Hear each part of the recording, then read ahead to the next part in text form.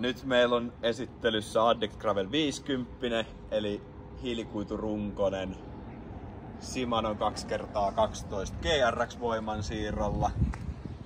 Ja